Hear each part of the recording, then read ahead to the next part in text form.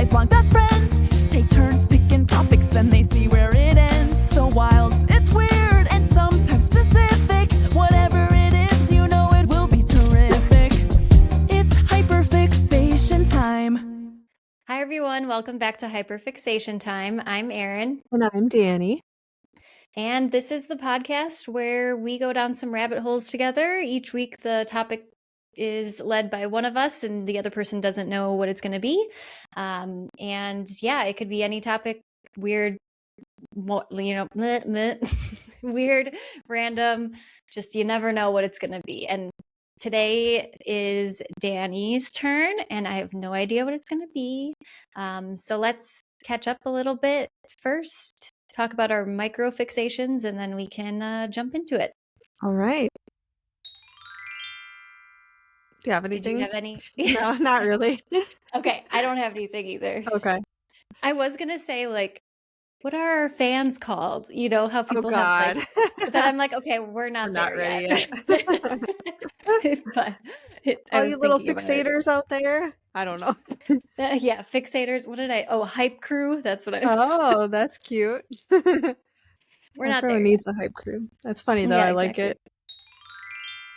Do you have any microfixation of the week? Do you want a serious one or Ooh, I get to choose again?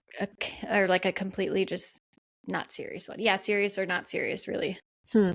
Mine, I feel like, is kind of not serious. So should we be on theme this week? Yep. Right. Let's do it. Mine is tops or long sleeve shirts or sweaters or, pullovers that have the hole for your thumb in it. Oh, okay. I have like 2 or 3 of them, and they're constantly in my rotation because for some reason, especially in the winter, for some reason, I just really love having those with the holes in it. I don't know what it is. It's like a dress with pockets for me, you get so excited about it. So yeah, I have been I'm not wearing one today, but I was wearing one earlier this week, and I just was like, oh, I'm obsessed with these. I don't know why. It's so cozy. It's just cozy, yeah. It's funny that you say that because I just got Leon a new winter coat today, and it actually has like a little extra sleeve where you can do that. It has a little thumb hole, and I put that on him, and he was just like, yay, like so excited about it. Thought it was the greatest thing. Oh, you introduced him to it. That's so funny. Good timing. Do you have a micro fixation? Yeah, so again, nothing too crazy, nothing too serious, but essentially for Christmas, I got some new knives from my mom, some new kitchen knives, and it's just really nice because we had some dull ass knives in here, and now, like, especially with Dwight baking bread pretty often still, like, we didn't really have a good bread knife, and now it's just like you just slice right through and you just get this nice clean cut bread, and also you can cut like thinner slices, so it's a game changer. Nice. Game changer for sure. Yeah. I know I need a new set of knives. I have like a few random ones, but famously one of my sisters came over, and she went to my like knife block and grabbed one to cut a lime in half, and it like just indented the lime. Nice. So I was like, yeah, I should probably get some new knives. So you just don't know what you're missing until you have really good ones. So yeah, that was a good gift though. I asked for it, but good. Yeah. I was like, we need these. And so thank you, Mom. There you go. Wow. Well, I think this is going to be like a record for us getting through the beginning part of this episode. Yes. Which is probably good because I think I have a lot to talk about today. So, you ready? Well, no, you didn't have a clue because you had to change your topic. I changed it.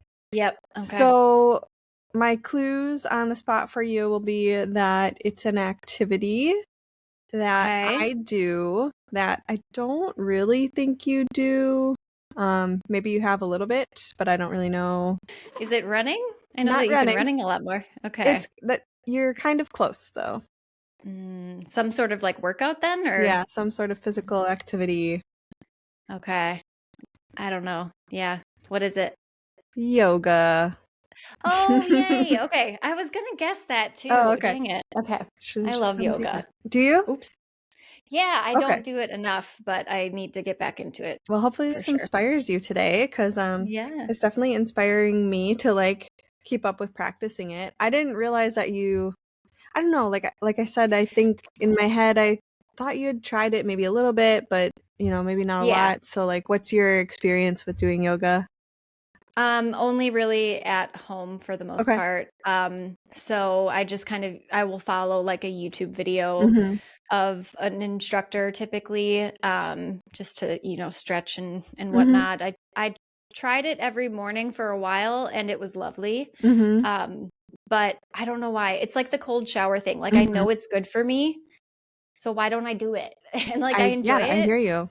Yeah. And I am somebody who doesn't like to get like I can't do a ton of cardio Mm-hmm.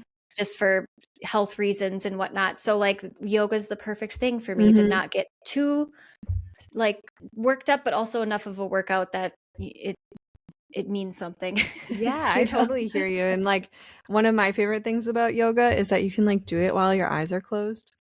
Yeah. I'm Oh, just you like, do. yeah, It's like half meditation, half yoga. it is. And that, Yeah, yoga actually involves a lot of meditation. So, for sure. um, what I'm curious, like, do you follow a specific YouTuber when you do the videos or just like somebody random that you find? Oh, I can't remember her name, but I followed one girl for a long time that was Okay. like I just only watched her videos. Yeah, I'm gonna assume it's the same one that I do. I wonder. Yoga with Adrian. Yes. Okay. Yeah, yeah, Yeah. yeah. She has a dog, right? Doesn't she have a Yeah, she dog has a that like dog okay. named Benji. He's an Australian cattle dog. Yep, He's a that's what blue I thought. healer. Okay. Yes, yes, yes, Um, yes. that's actually That's how I funny was that gonna open the episode, was talking about her a little bit. okay. That's so Um, random that we both well, I think as we've learned, it's not so random. yeah, you're right. You're right. Yeah. We're just so similar. And also, it's really not random because she's like extremely popular. Yeah. Yeah. Um, Okay. so my yoga journey started in about, I think it was 2017. I was experiencing a lot of like shoulder pain at the time, and I ended Mhm. up going for a couple of massages to see if that would help. And one of the massage therapists was kind of like asking me questions about it, and he was like, "Oh, you should try doing yoga. Like that really like will strengthen the muscles back here and can really help like relieve a lot of shoulder pain." And so Mhm. I was, pretty desperate for anything to help. And so I just gave it a go and I stumbled upon Adrian. I think like maybe I found her on a Reddit page, like someone recommending her. And I just Mhm. followed like one of her 30-day playlists basically. Mhm. And um, pretty much my life has been changed since then. Like I Dang. never thought, that I would love yoga as much as I do, but I like what you Mhm. were saying, like it's just like a workout that you feel good after. You do feel Mhm. like the benefits of a workout, but you don't necessarily get like all sweaty, and it's not Mhm. like I can just go and do it in my living room. I don't have to Yep. go anywhere or Mhm. change really. It's just simple and it feels good, and I like Adrian a lot. Have you ever done like a in-person class, Nope. yoga class or anything? Me Nope. neither. I have a studio like 5 minutes from me that Mhm. I should go to, but I haven't. Yeah, it's just like not something I'm really interested in. I'm the whole group setting of a workout, like that's just not something I'm interested in. I feel like I would just Fair. feel really self-conscious the whole time and not really be able to Mhm. focus on like what I'm actually doing. And so yeah, I feel like that would take a big portion of it away from me, I honestly. think you're right too for me. I'd just be worried about what everyone else is doing and if I'm doing Mhm. it right or if I'm doing it Mhm. wrong. Or in the class, like I don't want someone like looking at my butt while I'm doing downward dog. Yeah, exactly. I don't think I'd be able to focus on Yeah. the actual class. But at the same time, like it's something that like I should push myself and like get out of the house more Oh, so like kind maybe of that would thing. be a route to do that. Yeah, but I don't know. I think There's other ways. yeah, exactly. I think that there's a better route for me. So, All right. Well, here's where it gets complicated, I guess. So basically, I was texting you last night and I was like, this just ended up being a lot more complicated in my research than I thought, to the point that I almost gave up talking about this today. Like, yoga's history is like thousands of years old. And Yeah. trying to like come up with a way to like talk about that history in a format, that's going to be shortened, and trying to get all the important details in there and also understanding all the important details. It was quite complicated. I learned a lot of words that I didn't know before, a lot of history that I didn't know before. And hopefully you find this interesting today, because I'm going to deep dive into the history of yoga. So we're going to talk about the history, and then we are going to talk kind of like about, like different types of yoga, and that will be kind of like involved in the history of it. And just talking about like the benefits of yoga on the body, and also just kind of like modernized yoga as well. Okay. All right. I'm ready. Cool. Ready to learn. Okay. And here is my giant disclaimer saying that I am not an expert. People literally go to like school for this. They study for years yoga, and there's literally thousands of years of history involved with this. I'm doing my best. We gotta fit it in one episode, Okay. So, yoga began somewhere between like 2,500 to 5,000 years ago. Okay. Wow. And there is like a fact floating around on the internet that some of the earliest images of yoga are on soapstone steels from the Indus Valley archaeological site of Mohenjo-daro in the 3rd millennium BCE. And what you'll see like carved on there is basically like a yogi in a cross-legged posture, which would be the lotus pose. I did see elsewhere later that there's actually like no detailed descriptions of asanas. Asanas are like the yoga poses, basically. Oh, so it's just like the general overarching term for poses with yoga. Yeah. Okay. I don't think I knew that. Yeah, I learned a lot of words. So there's like no detailed descriptions of asanas found in Indian textual record prior to the end of 1st millennium CE. And so like they're saying that image of somebody doing the lotus pose is like just speculation that that's a yoga pose. Okay. Like it's probably just like a coincidence. Yeah, can't really confirm or deny, obviously. Yeah. Close. So wait, what is CE? I only know BC and AD. I've never heard of CE. Common Era. Oh. The secular alternative to AD. Okay. Yeah. Gotcha. Well, learn something again. Okay. So the original Sanskrit translation of yoga means to yoke. And basically, a yoke is like a wooden cross piece that's fastened over the necks of 2 animals and attached to like a plow or a cart to pull. Typically, like a bull. Okay. Yep. Not an egg yolk. Yeah, not an egg yolk. Yolk. Yolk. Like YOKE. Okay. I also actually thought that when I first read it. And then over time, this definition just kind of evolved to like actually mean like the whole chariot itself. So like the whole cart attached to the bulls. And then it kind of evolved from that, meaning like a divine chariot that like the gods would shuttle across the heavens on yogas. Okay. Okay.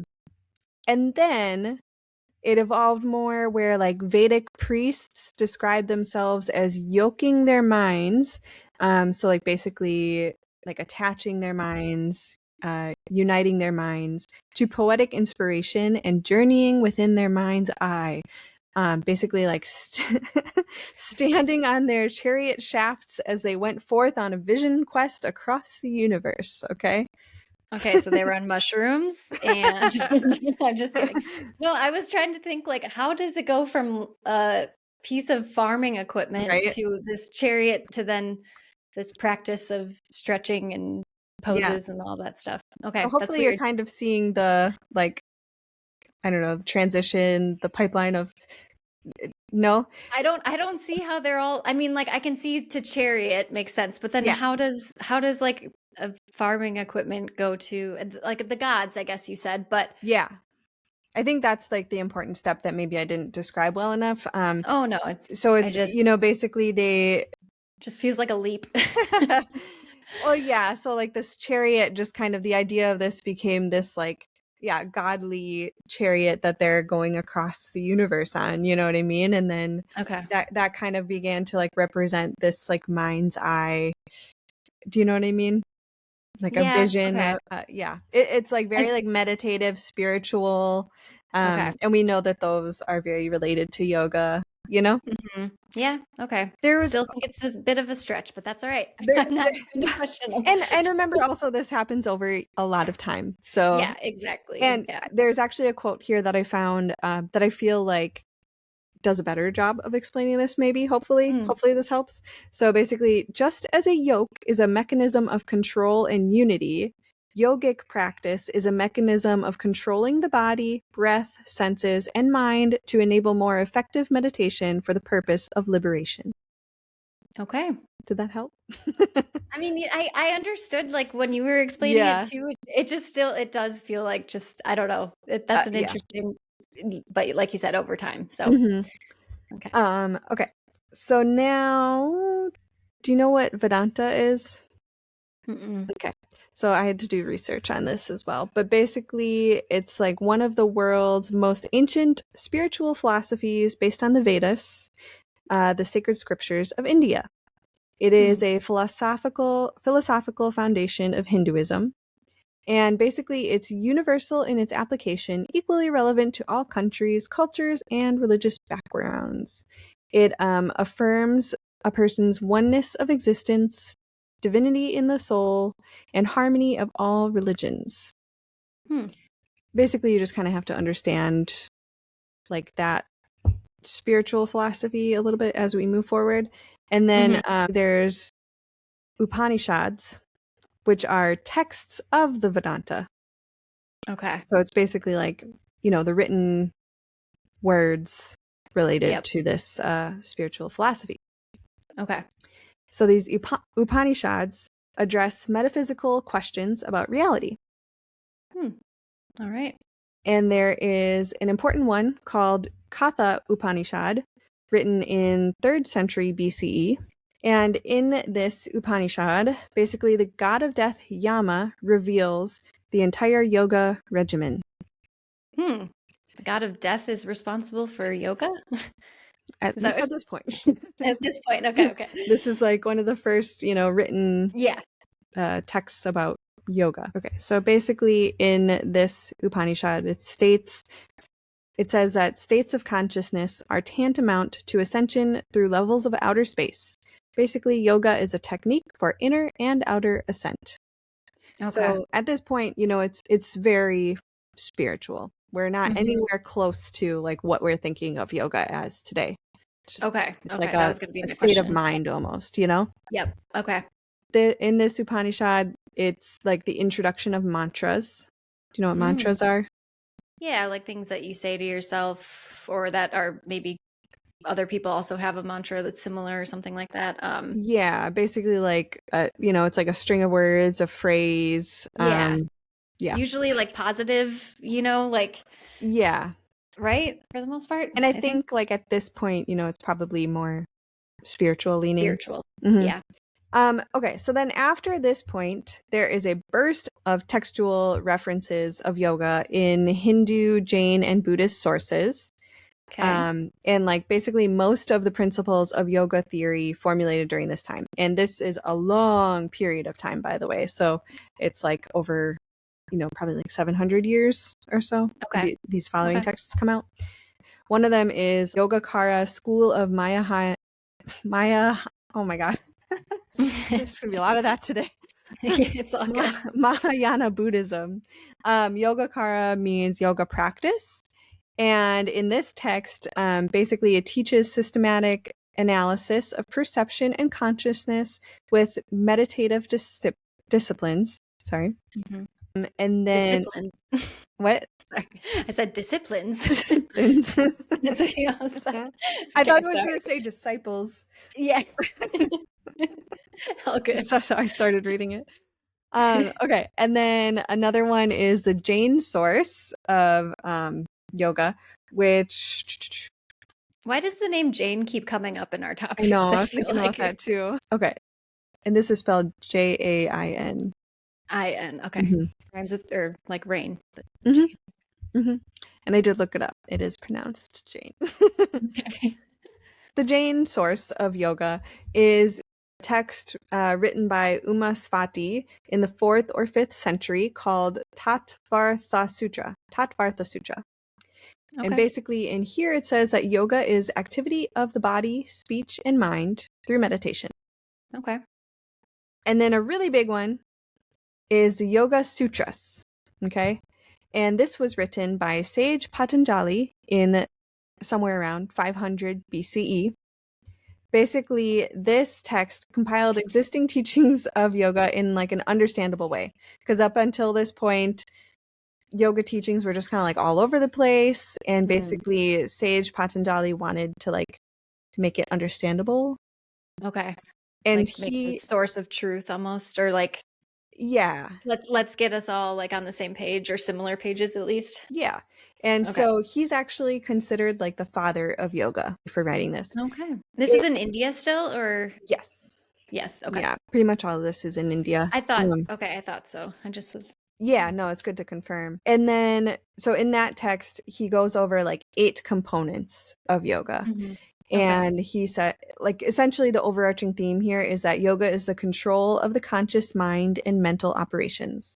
And these 8 components are like, they're considered 8 limbs of yoga. Oh. And it's called Ashtanga yoga. Or I also saw Raja yoga, and I kind of saw these names used interchangeably, mostly using the term Ashtanga because I believe that that means 8 limbs. And so I'm going to go over what those 8 limbs are now. You've probably heard some of these terms before.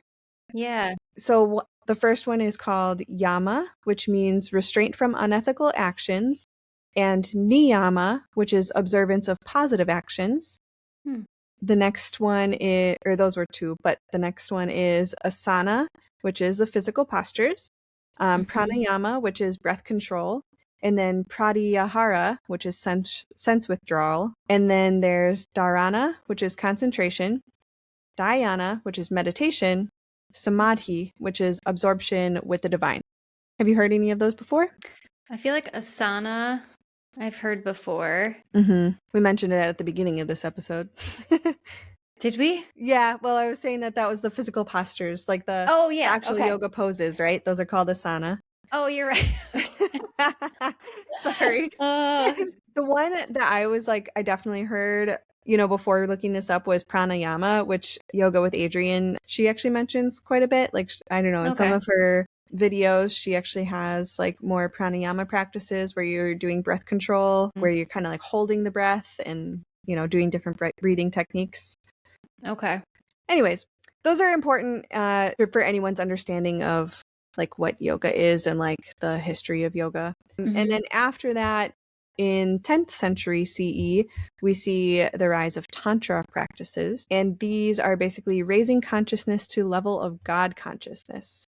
So it gets really like spiritual and meditative here as well. It's really complicated. This was one that like I'm really simplifying. There's like a whole idea where they're like a yogi, you know, a person doing yoga could like tap into like the spirit of somebody else and like tap into a serpentine energy called kundalini, which like is like a, you know, like a serpent that starts at the root of the human spine. It's like an energy source. And tantric yoga, it was very interesting to read about. So there's exoteric practices, which would be like visualization, pure ritual offerings, worship, use of mantras. And then the esoteric practices were crazy. There would be like real or symbolic consumption of forbidden substances and sexual transactions with forbidden partners. And basically this was seen as like a fast track to self-deification. So like becoming godly. A god. Okay. So does it have to do like Tantra has to do with like tantric? Sex? Isn't there like Yeah, tantric sex yes. is a thing? Okay. Yes. And so like I said, they would consume forbidden substances. Any guesses what the forbidden substances are? Well, the first thing that comes to mind, but I don't know if this is in India, is ayahuasca That's a or good something similar. guess. I think that's only in like South America. But So my hint for you is think of like human liquids. so many thoughts right now. Okay. Yeah, well, they're probably right. Oh, like wait, I thought okay, yeah, The you just forbidden tell me. substances would be like semen, menstrual Okay. blood, feces, urine, or Blood? human flesh. Bread. Yeah, you know. Okay, I was not okay. I was like, that was where my brain went, but then Yeah. I was like, oh, I'm just being No, like that's why I was like, you're perverted. right. Whatever you're thinking, it's right. I was like, coffee. Right. I thought it was like something that you drink. I know when I got to this part in my reading, I was like, what? This is crazy. And so basically, there's those two different ideas. There's the exoteric practices, which were like kind of more pure. And then these esoteric practices, which were like Freaky. more, freaky, forbidden. And then there was some tantric scriptures that would basically urge people to balance the two. Okay. Do both, but find balance. Yeah. So yeah, this kind of gave a rise to the idea of tantric yoga and yogis being kind of almost evil. I don't know. There was a lot of stuff that I was reading about that was kind of interesting, where they were just like talking about the image of a yogi at like a graveyard doing almost like black magic, even. Oh, like witchy or something. Yeah, it's pretty interesting. Question. Yes.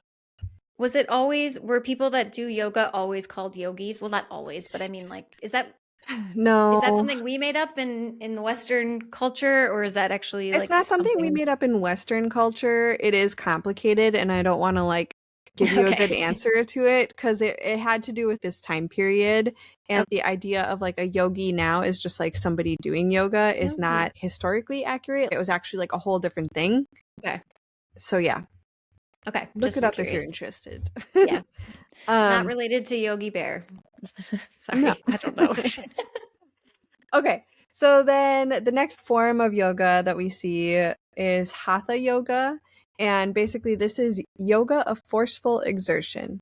It was developed between the 10th and 11th centuries CE.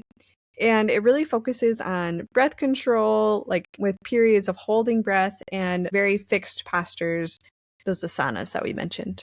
Okay. And, remember when I mentioned the 8 limbs before? So Hatha yoga basically is very similar to that style of yoga. That was Ashtanga yoga. So Hatha yoga is very similar to that, except it's 6 limbs. So it basically takes that and it subtracts the limbs yama and niyama, which were focused on basically your personal actions more so. Okay. So when did it make its way over the ocean and come to the US? So there is a man named Swami Vivekananda. I gotta say it fast and confidently. Yes. Swami Vivekananda. He introduced yoga to the US in the year 1892 at the World Conference on Religions in Chicago. Whoa. Yeah, pretty close to us, actually. Yeah, in Chicago. And yeah, I didn't realize it was actually that long ago. I thought it would be a little bit more recent. So, well, it's had an evolution over the last, however many years. Some call him the founder of modern yoga. Okay. And his like style of yoga was kind of a rehabilitation of Raja Yoga, which again was kind of that Ashtanga yoga. He had a disdain for Hatha yoga, which was by this point, Hatha yoga was kind of largely forgotten in India already. Like they were not really practicing that over there. Yeah.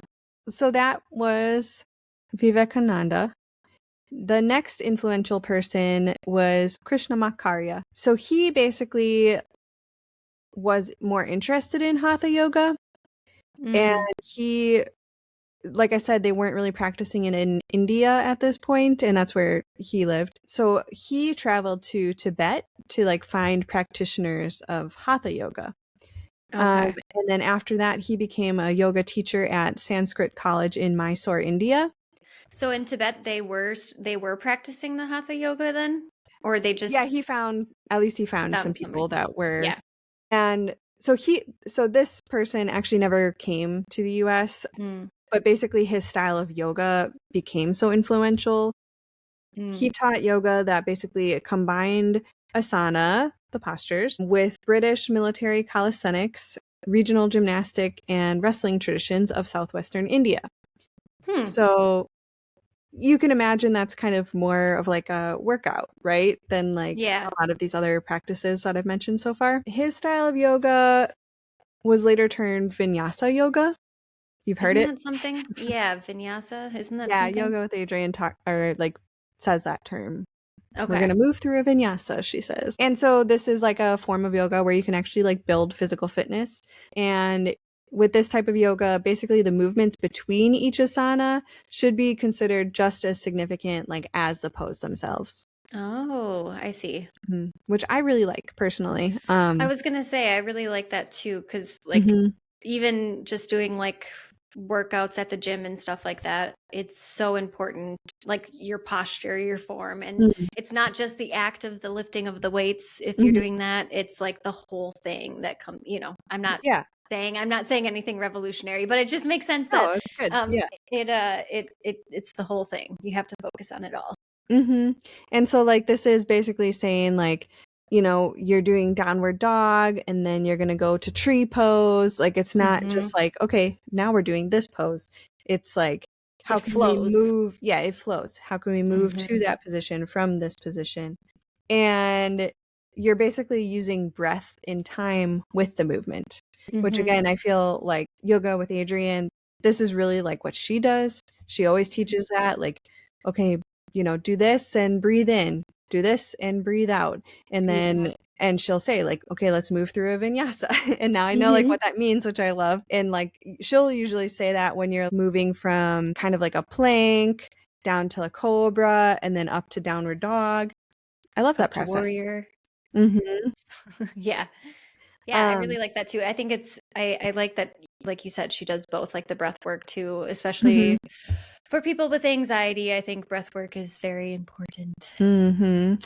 And yeah, I was going to talk about that a little bit later too, like why I really appreciate the learning about breathing and everything as well. Yeah, and I was trying to Google are my assumptions about what yoga with Adrienne is doing correct? And yeah, basically people said like she does hatha with slow vinyasa. So like if you find another instructor, they might consider themselves as doing vinyasa yoga, but like maybe it would be like a lot faster. Hmm. Like still focusing on the in between moments, but just faster, Quicker, more yeah. of a workout. Yep. Okay, that was Krishna Makarya, and he had three leading disciples that introduced their own variations on his techniques in the 1950s. Okay. So he was super influential, and then he had three more people under him that were super influential themselves. And these three disciples are basically what defined the postural yoga that's like now swept the world, you know?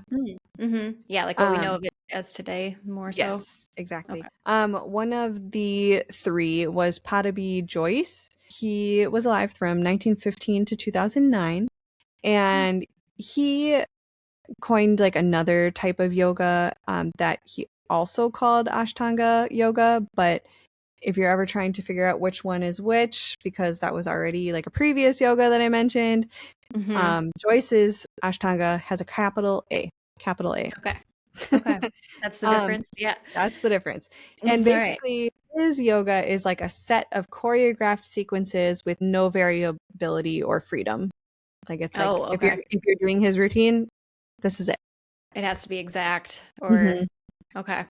How do you feel about that? Interesting. I don't like that as much. Yeah, me neither. I think I like a little bit more like relaxed, or Yeah, just not as, I feel like that's a pressure.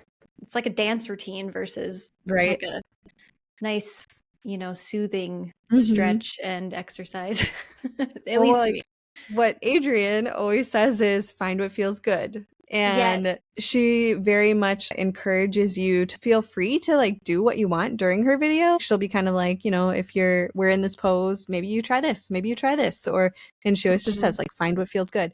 And I love that, and Yeah. it Yeah. inspires you to like find what feels good outside of her videos. Like maybe something in your body's feeling a little bit sore, like let me just kind of move around, that body part and play with it a little bit and see if Yeah. it feels better. And I don't know. Yeah, I like the freedom that Yes. she Yep. brings. That's what I was just gonna say. Like it's up to you still. Like I'm gonna guide you, but you are still able to do what you think is right or think that, works best for you.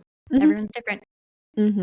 So those are like, that's most of the history there. You got all that?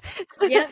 And then we kind of reach like closer to today or, modern yoga. Some fads that I just wanted to talk about real quick because I think they're interesting is like Bikram yoga. Yeah, I was heard of gonna this? ask about that. What does that mean? So it's similar to the last thing I mentioned where it's like a sequence of poses. Structured, They yeah. always do the same thing. Okay. But it's hot yoga. Have you heard of this? Oh. Yes. My nightmare. No. I know. I could never. I didn't even realize, like, I've never, been interested in trying it, but apparently the room is 105 degrees with Oh my 40% God. humidity. I would have a panic attack Seriously, real quick. Like, no thank Literally. you. I don't like it. Question, are you somebody that, like, enjoys saunas? Like, have you ever seen the appeal of that? I don't like being hot. I know. I feel like Yeah. I feel like being like too hot is actually what causes me to panic. So Totally. So that's why it's like, I mean, I'll go in a sauna, but like I don't seek them out. I do like a hot tub every once in a while. Yeah. But Same. that's about as far as I'll go. So hot yoga sounds like a nightmare. You'd have to pay me $20,000 to go. Really? No. Probably like 5, but still. Like $5? No, 5,000. Oh, I would okay. have to take my anxiety meds. 5,000? Yeah, Oh. to do it. I would do I it don't for like less. having panic It's just like, attacks. you think it would be that bad? You would have a panic attack possibly? Yes, and then if there's Okay. other people around, That's no. fair. Yeah. I don't like the idea, but I think I'm on the less extreme end than you are. But Okay. like I would do it for a lot less. Like what? Like $100. Like What? I Okay. would, if someone doesn't pay me that, why not? Like, okay, whatever, let's go do this thing. I'm not gonna be happy about it, but I'm making money off of this, so Yeah. whatever. Okay, that's fair. Yeah, I say That's that funny. like I'm all talk, but Yeah, if someone presented you. Yeah, maybe not 100 though. I don't think that. That's fair. Yes, depends on the day and what state they're catching me in. Well, anyways, the idea of the hot room is that the sweat flushes out toxins and helps you lose weight. Okay, I was curious if that was the reason, is like because you don't normally sweat a ton with yoga, so this is what makes you sweat. That is the purpose. Interesting. Yeah. I didn't look into if it's successful or not, but Yeah. And if it's your thing, no judgment. It's just not. Oh gosh, me. yeah. No, we just don't like the heat. We like yoga, obviously. And then another couple fads that I just had to mention was dog yoga or goat yoga. Have you ever seen that? Yeah, like on a farm or something, and then the baby goats will jump on you, or you'll have puppies around or something. I know. Yeah, I see a lot of shelters doing puppy yoga. Adoption. Yeah, to like raise adoption awareness. If I ever had a farm, I would 100% do that. Yeah. Yeah. I think you could definitely find me at a yoga class for those reasons, Yeah, like outside, more breathable. Well, I just mean like I want a goat standing on me. Are you kidding me? That's hilarious. Hey, that goat, I would like it standing on me right now. I want to do that cow with a goat on top of me. If I'm gonna do it, I just need a goat on top. That's so funny. Yeah, that would be the only way to get me probably to go to a class. Like seriously, it would be if it has the animal involvement. As long as everybody's like, they're not forcing them. The goats are just, they can do what they want. Oh, yeah. They want, which I think that they are for the most part. But there's, I just want to make sure that they're consenting to it as well. Yeah. I feel like, I would just end up being the person in the puppy yoga that's just like in the back of the room, giving up on my yoga and just petting the puppy. I'd be like in Bridesmaids where she takes like, oh my gosh, yeah. I like have 7 dogs. I can't leave without them. What do you mean? So yeah, it's pretty mainstream in the US now and everywhere really. It's often associated with leisure, travel, healing spas, and seminars on Eastern spirituality. Some have said it's India's greatest cultural export, which I Oh, okay. could totally see. Yeah. And pretty much like what we think of yoga now only dates back, 150 years or so. Yeah. Yeah, right. It is more modern than, yeah. hmm But with a Uh, very deep history behind it. I wanted to talk a little bit about like cultural appropriation because I just kind of know that that's a conversation that's out there, and so I just wanted to make sure I include that and get the opinion of somebody. So the opinion I got was from Nadia Galani. She wrote an opinion article for The Guardian, and she's a yoga instructor herself. Mm-hmm. And here is what she had to say. So she said, modern yoga offers many of the same promises, like basically as, old spiritual yoga. Okay, so modern yoga offers many of the same promises. As a physical practice, it can be a powerful antidote to our frenetic lives. But its incarnation as a quick fix to a clearer mind and buff body is coming at a cost. While the deeply disturbing trend of cultural appropriation often dominates the headlines, commercial interests have the industry in a chokehold. It may look like yoga is everywhere and that everyone is doing it, but accessibility remains a stubborn issue.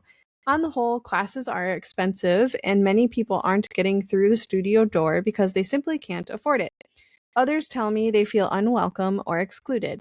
There is a serious lack of diversity among yoga teachers and students, something I notice every time I walk into a studio in the UK and often further afield. In 2020, a large survey published in the British Medical Journal found 70% of respondents had experienced positive lifestyle changes as a result of their yoga practice, including improved physical and mental health, reduced stress levels, and better sleep.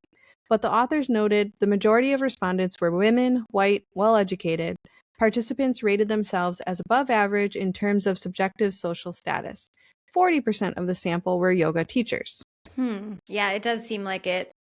I I don't want to say basic white girl, but No, it is. And I just wanted to make sure that everybody knows that here I am, another white girl, teaching everyone about yoga, you know? That's an interesting conversation though about the appropriation of it. Yeah.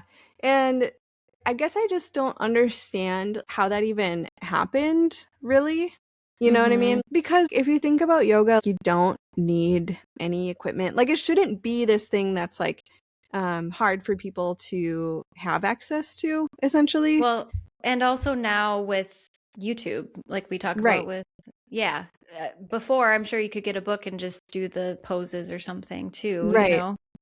Or like, I mean, workout videos have existed for a long time Yeah, already too. Like I'm sure, true. I think that I even my mom had like a yoga VHS Oh, growing up. And really? like, I think I Okay. tried it. I didn't really like it that much because to me, that style of yoga, whatever it was, like just didn't feel like it was doing anything to me. Like I Mm-hmm. didn't feel it in my body. Whereas like when I do a yoga with Adriene video, like I feel so much better after. But Yeah, um and like I think that that just shows like you have to find the instructor that's going to work well for you. But yeah, basically the point being, yes, you need a yoga mat, but you really don't need a yoga mat. You know, you can do yeah, it on the floor. That's fine. There's no equipment that you need. You just need somebody to show you what to do. And I mean, once you know what to do, you don't even need that. I do yeah, so many yoga poses and stuff all the time because I've been watching so many yoga with Adriene videos for years. Like, I don't really need her anymore.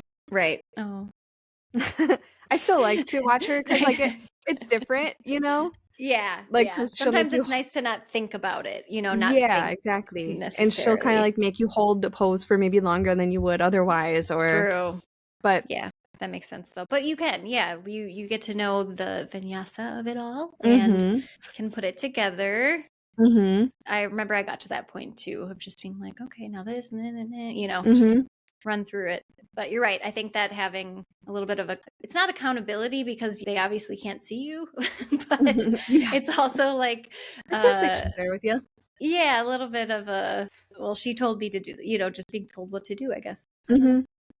So yeah, I think I don't really understand, why it is so like white dominated, why it is so female dominated. I think that more men should try it. And I feel like there's a little bit of sexism there because I feel like it's just kind of like, oh, that's a girl's thing. Like that's a girl's activity. I'm not going to do that. Right. You know what I mean? Yeah, for sure. I was just gonna say, well, two things came to mind. First, before PJ and I were dating, him and his friend, another guy, signed up for a yoga class one I love it. semester to meet girls. Oh, that's really funny. And then another thing I was going to say is, but like, the survey that was taken, people sometimes didn't feel welcome. So do men just not also, like, does it go both ways? Do men not feel welcome to go to these as much? Probably like I'm usually on the women's side for 100%, but I could also see. Well, I think like I don't think that probably a lot of men are discounting it. How do I put it?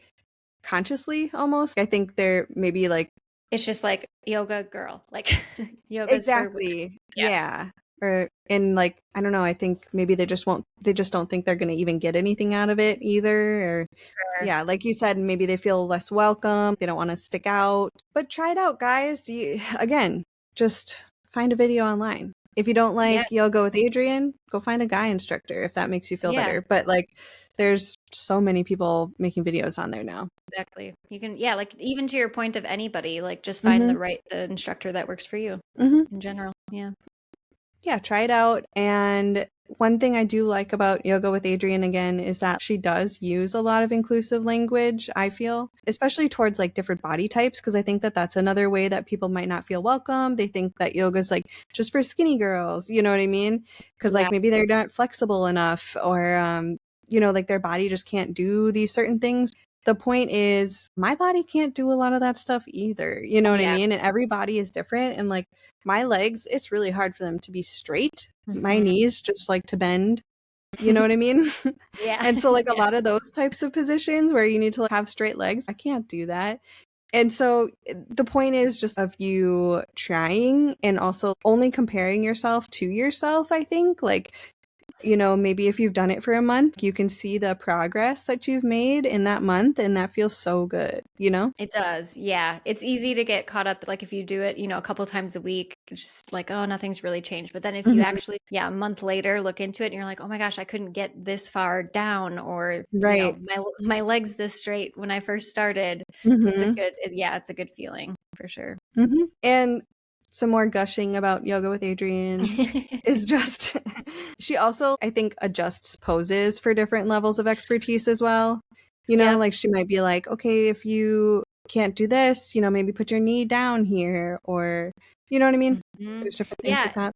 And even when I watched her, she even did it for the opposite. If you're more advanced, do this crazy, I don't know, bend or twist or something like that I can only dream of ever being able to do, but it would be interesting. It's cool that she kind of, includes everybody. Like you said, inclusive language in general. And I also feel like she does respect yoga. Like we were talking about all of this. I think that, like I said, she uses a lot of these words that I learned about. And it's just like obvious that she has a deep understanding of yoga.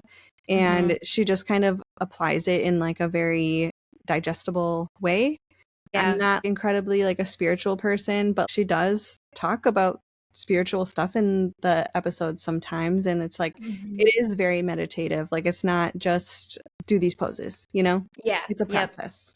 For sure. For the spirit and body and mind. I don't know. Yeah. Well, and just respectful to the practice itself, I think that's where my brain went a little bit of just like, she understands it well enough, but she also like is pulling in where it came from a bit more too, I think. I don't know. Totally. She also has really specific videos for every single type of person. Like I know she has a video for golfers. Oh, really? Or like for runners or teachers or literally, every random specific person, she has a yoga video for you. So that's cool. I didn't know that. Yeah. And also, lastly, she does not play ads during the middle of the videos, which I think is really cool. Because like imagine if you're in the middle of your workout and then all of a sudden like a commercial comes on, that would be annoying. Oh my God. But that never happens. That's awesome. Yeah, that would totally throw me off. It's like one of those things Like, you don't even think about, but at some point I did think about it and I was like, wait, there's never been a commercial in the middle of the video. Like, yeah, she had to set that up. for sure. So she does it at like the beginning and the end, pretty much. I think so, probably. Okay. Yeah, that makes sense. So back to Nadia Galani. She just had another quote that I thought was good here. She says, yoga's mainstream adoption by the masses is undoubtedly positive. It's what its Indian forefathers would have wanted. Many themselves traveled the world to spread its message, and I'm sure they would have encouraged foreigners visiting India to go back to their communities and share what they'd learned. But the true essence of yoga as a spiritual practice of self-inquiry has been distorted and repackaged in the West in platitudinal love and light slogans to the detriment of the many it now excludes, from the people of color who created it to low-income households, older people, children, those who don't have slim, bendy bodies, disabled people, ill and injured people. The list is endless. And she basically suggests bringing classes to school, yoga classes to schools, and suggests having like low income classes, particularly during hours where people aren't working. Because like maybe Okay. a place would have a low income class, but it'll be like Tuesday at 1 o'clock. Yeah, You know what I mean? exactly. Right. No, that's a good point. Yeah, make sure it's accessible in that way too. Right. Okay, and then just to kind of wrap it up, I wanted to talk quickly about the benefits of yoga, what it does to Mhm. your body. So it improves strength, balance, and flexibility. I personally, when I've been practicing a lot, I notice the way I'll hold myself is different. Like maybe while I'm walking, I don't know, I just somehow all of a sudden I'll be like, oh, I should, straighten my back a little bit. Like I don't need to be so slouched, or you know what Yeah. I mean?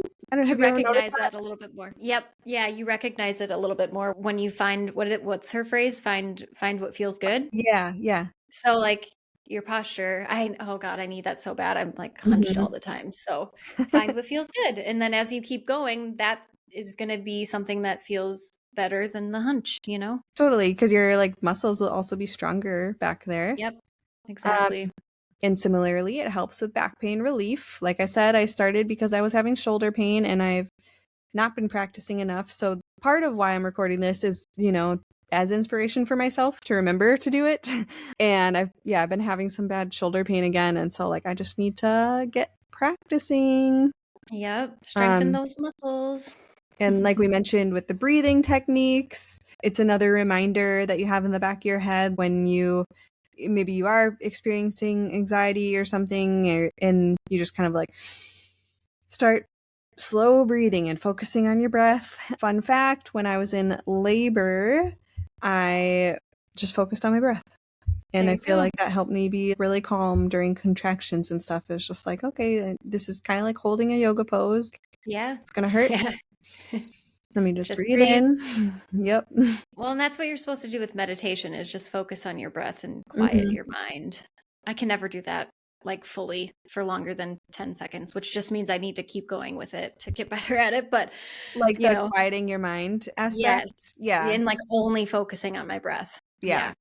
I don't know. I wonder if people truly are good at that. Like because with Adrienne, she kind of talks about, okay, once you feel your mind wander, just bring it back, Okay, I thought about this, and bring it back Yeah. to the Yeah. breath. Yeah. I got to get better at that. More benefits is it eases arthritis symptoms, reduces stress levels and inflammation, contributing to healthier hearts, helps your body fall asleep and stay asleep. I feel like that's another thing I definitely notice is if Mhm. I'm laying in bed and, maybe my body hasn't done much that day, I definitely feel restless. If I've done yoga, my body feels like it's okay to relax. It's comfortable. Yeah, for sure. When you do it, is it normally in the morning or is it like like a afternoon or just depends? It totally just depends. It's Yeah. kind of like a whenever I can fit it in type of thing, which is another reason why Mhm. I love it, because it's like Yeah. literally you can just do it whenever. Yeah. True.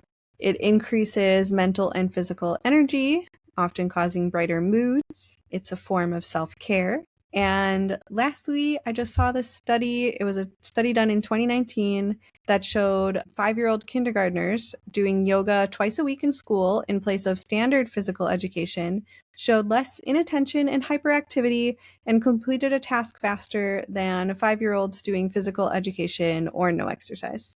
Oh, wow. Mm-hmm. That's incredible. Wow. Actually, you know what? I just remembered when I worked in a daycare in college and I Mm-hmm. had 4-year-olds, I think, 4 and 5. Mm-hmm. No, 4-year-olds. We did yoga like 2 or 3 times Nice. a week. Yeah. We just had like these flashcards that we would do, and it Okay. was obviously nothing too crazy, but Yeah. yeah, that's awesome that I didn't realize that it would obviously like affect that much in terms of kids and energy levels, like you just think you got to tire them out. And also, I just kind of liked that stat or that study because obviously I have a 4-year-old and Hmm. he now likes to do yoga with me. It's adorable. He Aw. did it today and I don't know, he just always is like amazed by what I can do. Oh. He like thinks that I'm like the best person at yoga ever. It's so Oh, sweet. that's so But cute. yeah, he's very excited to listen to this episode. Good. Shout out Leon. Hmm. Hey, little guy. That is all I had to say today.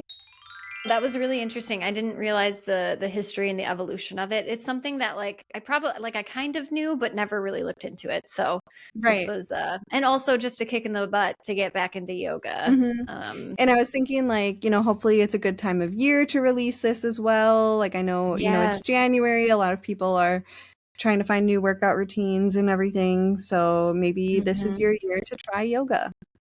Yeah. Don't knock it till you try it. Hmm. That was fun. I liked it. Hey, good. All right. Do you have a hint for next week? I was trying to think. You're such a good detective, so I'm scared to Oh, give you that's too fair. much. That's totally fair.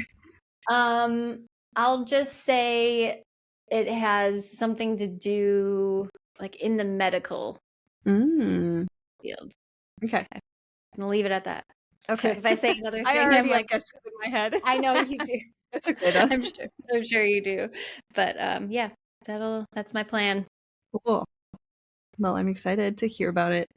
All right, shall I close it out? You shall. Okay. Well, that was fun. But that's it for this week's rabbit hole. Next week, medical. That's all I'm giving you. Danny will find out in that moment. But tell us what you're hyperfixated on. Drop it in the comments, DM us, send us an email. We're on TikTok, Facebook, Instagram, YouTube, and everywhere you can find your podcasts. So curious to know what people are interested in as well. Until then, embrace the spiral, stay curious, and we will see you next time. Namaste. Oh, I like that. I had that in my head from the beginning. You should have told me. Sorry. Uh, Okay, goodbye. Bye. Aaron and Danny, two lifelong best friends.